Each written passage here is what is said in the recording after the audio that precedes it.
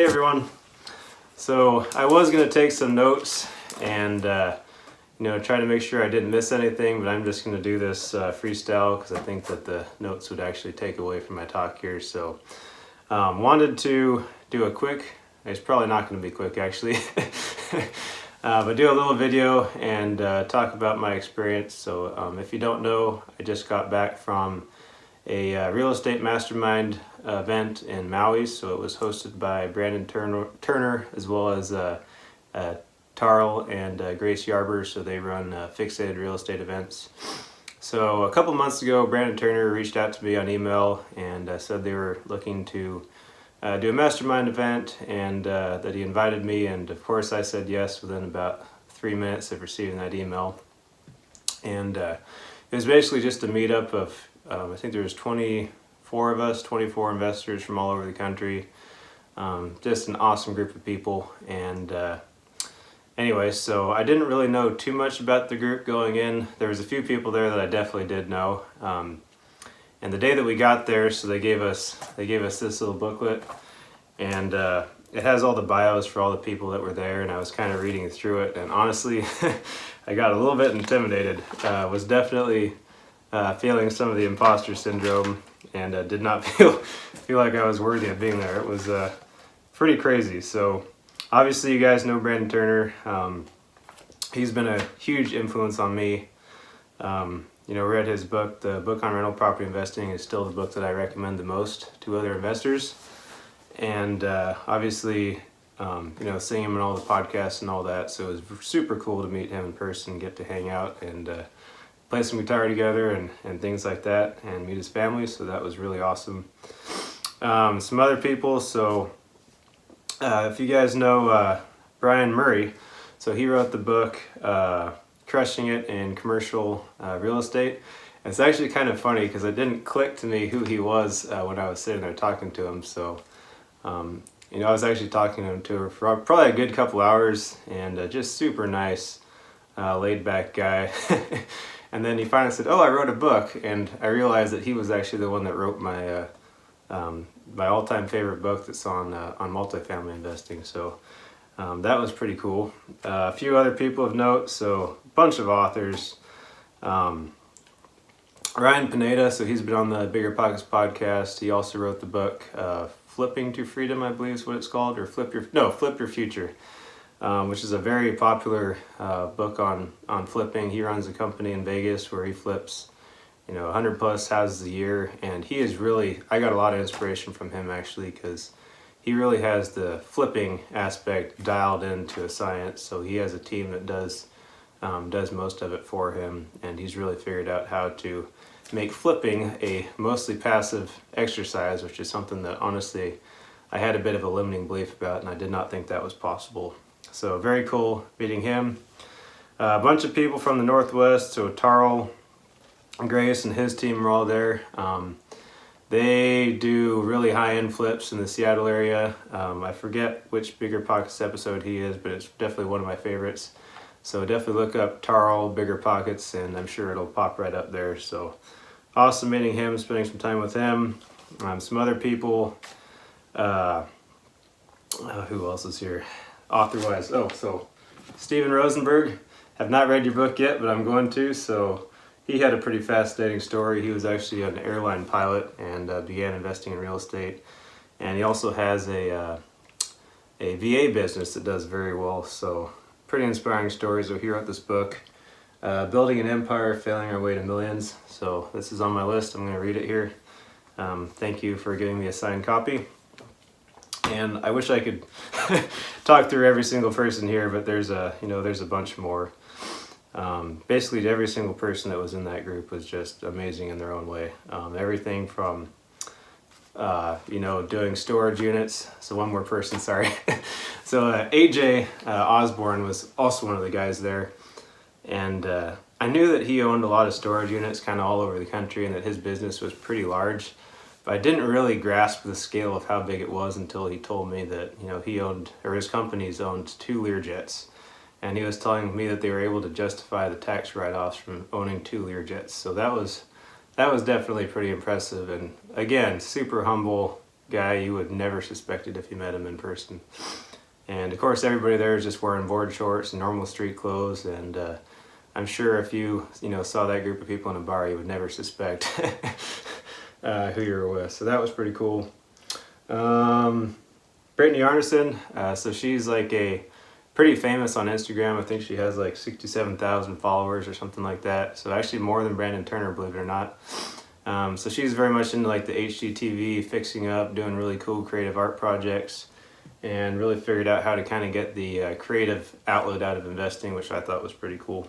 Something I actually feel like maybe I'm missing a little bit in my current real estate career. So outside of that, so that's really all the people. There was a bunch more. I can't cover all of them. Made some really great connections with just about every single person that was in that group. And one thing I wanted to talk a little bit about was my perception going in versus what it was actually like. So obviously I read all these bios, and just reading the bios, super intimidating. So of course you think these people are going to be just kind of all business, no play, kind of stiffs, for lack of a better word. And that was not the case whatsoever. They were the most unassuming, genuine, just nice people I've ever met. And there was definitely just like this energy from having all those people in the same room together that was pretty amazing. So, you always hear the quote, you are the average of the 5 people that you spend the most time with. And I've heard a lot of other people tell me that I need to join a mastermind group, and that, I should just be spending money to go and do trips and things for my education. And I heard it, but I don't think I really, really understood it until this event. And, getting to spend a week with those types of people absolutely was inspiring, and it definitely, I got a lot of value out of it for sure. So I will definitely be doing more of this type of thing in the future, and I think it's really important. So there's a lot of commonalities in this group. So there's a lot of people where they were at a point where they really no longer needed to work. So they basically, achieved financial freedom and then some. I'm personally not there yet. I'm still, my income is still pretty active, so I'm not really to that passive goal yet, but probably will be in the next couple years or next year or so probably. But what I started to realize is a lot of these people were there's kind of this like journey that you have to go through in development. So for whatever reason, everybody in this group just, they're not, people assume that these people have something, that other people don't, and they don't. They're normal people. Obviously you have to have a certain amount of intelligence to be able to do this, but it's not like this is a room full of geniuses or anything. They're just normal people, but for whatever reason they went down this path and they got the right information at the right time that led them to where they are today. And I thought that was pretty interesting, hearing all the different stories of how they got to where they are, what was the spark that caused them to go down this different path. And one thing that we really all shared, and I think was part of the reason that there was so much energy with this group, was whenever you start your own business or do real estate investing, or whenever you do something that is not the normal path, you get a lot of friction. So there are just so many walls and obstacles you have to push through, and haters. So people will question what you're doing. People will think that you're crazy. So there's just a whole lot of resistance that you have to overcome to be able to do that. And when people are telling you that it'll never work and things like that, you just have to go and not listen to them and do it anyway. So I think that was a big part of the reason that we shared so much energy, was just because we'd all been through that and we kind of understood it. What else did I want to talk about? So I was talking a little bit about financial freedom, and how just about everybody there had, was getting pretty close or had already reached it. And we actually had a lot of talk about, meaning and giving back and, fulfillment in your business. So that was actually, I wasn't expecting that, I guess, but it was definitely something that a lot of people there were actually kind of struggling with. And, if you're in the day-to-day grind of the 9 to 5, it's not something that you think about, because every day you're just you're in the rat race, you're in it, so you don't really have that time to actually sit back and think about things. So when you get to a point where you're actually financially free, there are other things that, other concerns that maybe you wouldn't have even thought of. So, how do you, okay, so you don't need to work anymore. So how do you spend your time?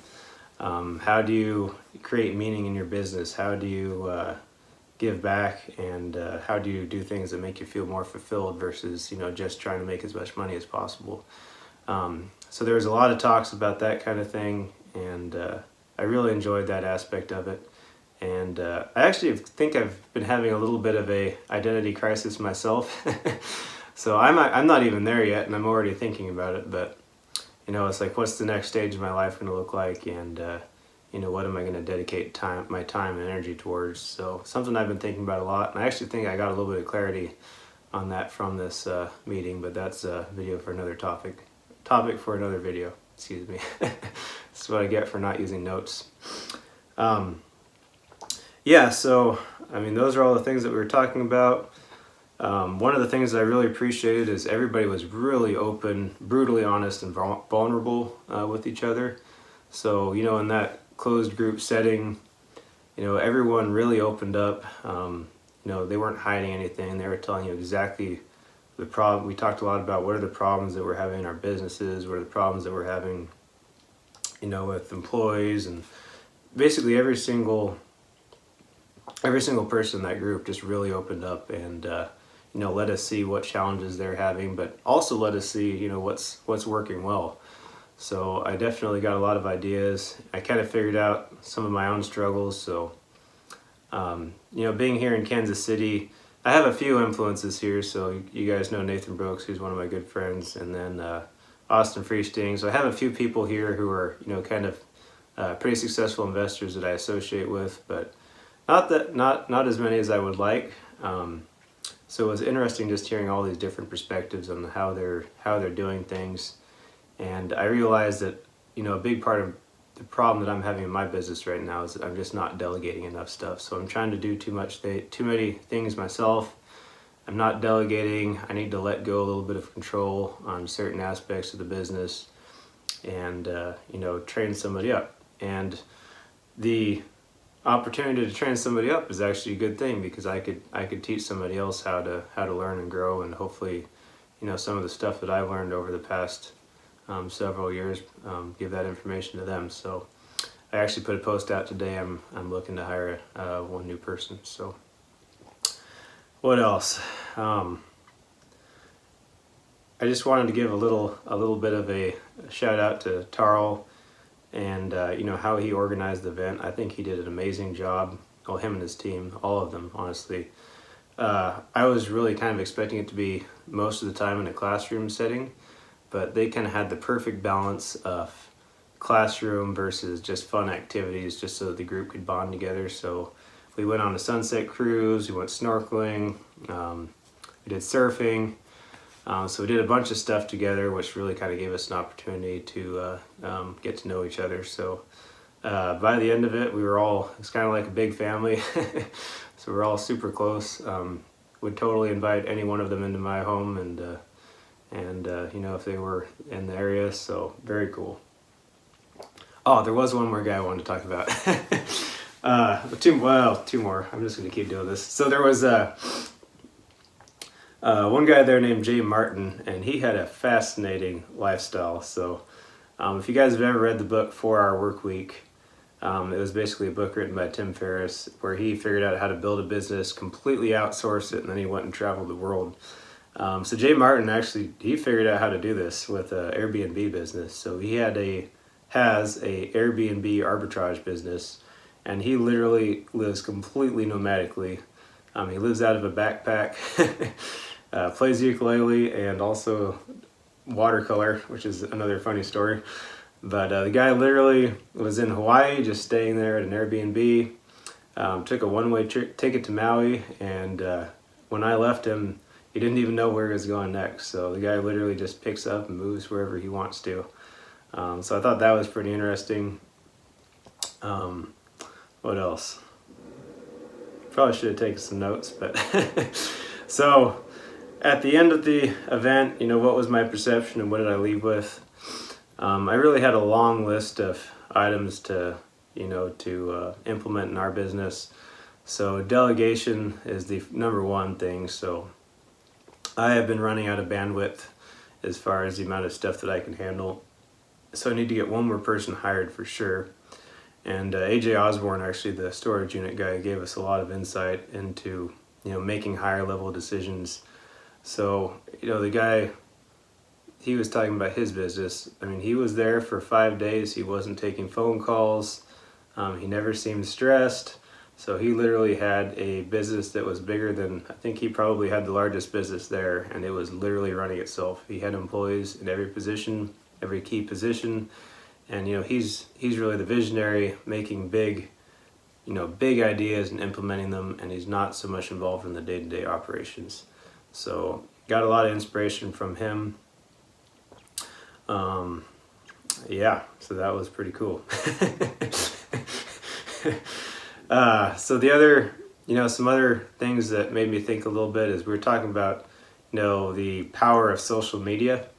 And I've kind of been slacking a little bit on the social media aspect of things, but kind of made me realize that, you know, I do have things that I can teach people, and not just real estate stuff, but, you know, as you guys know, I'm really into personal development and, you know, self-actualization and all that kind of thing. So made me realize that I actually do have a lot that I could be teaching and that I should be spending a lot more time doing this kind of thing. So that was another key takeaway for me from the event. So I'm probably, as soon as I turn this video off, going to remember 15 more things.